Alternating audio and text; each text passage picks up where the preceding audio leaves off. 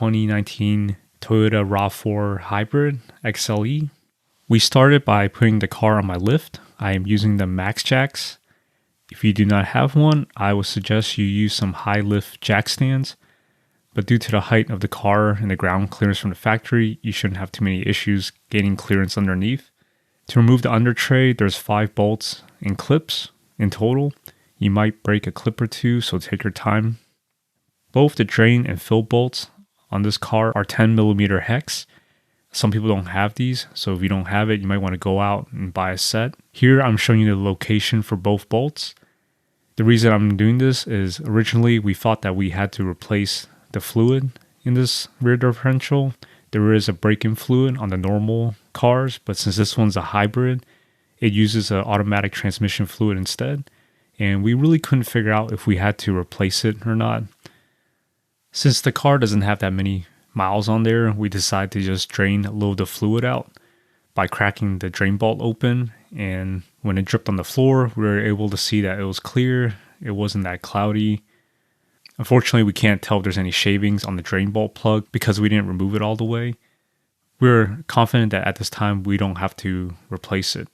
But for those who are looking to do a full flush and refill, it's a little bit more involved. But I will say that you need some sort of hand pump to screw into the bottle of fluid to pump it back in. You want to remove the fill bolt first. That way, if you can't get the drain bolt off, you're not stuck with a car that's running dry, for lack of a better term.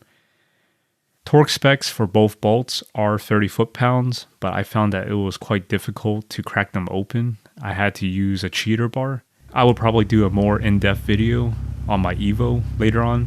I change the fluids in that car quite often due to the autocross. In this second part, I'm going to talk about helping my friend winterize his car. It is a daily driver, and I already saw there's some surface rust on some of the bushing housings and some of the metal that are just raw steel. I have another video here where I did this on my Evo that has a Northeast history.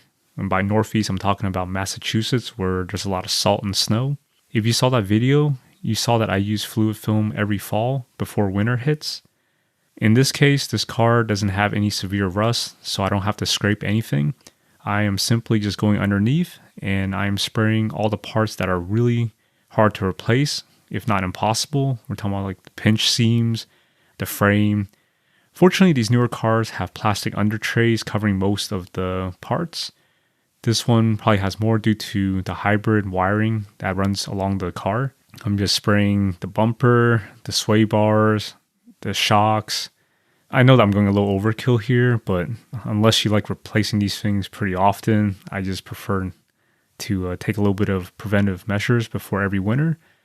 Another location that most people don't think about is the tie rod ends. That jam nut, if it rusts and you try to bring your car in for alignment, they might try to charge you more, claiming that they can't get zero toe or something like that. But the one place I would not spray is the exhaust. If you get that on the exhaust, as soon as you start driving, it's going to burn off and it's going to smell really bad. Don't overthink it. Just do the best you can.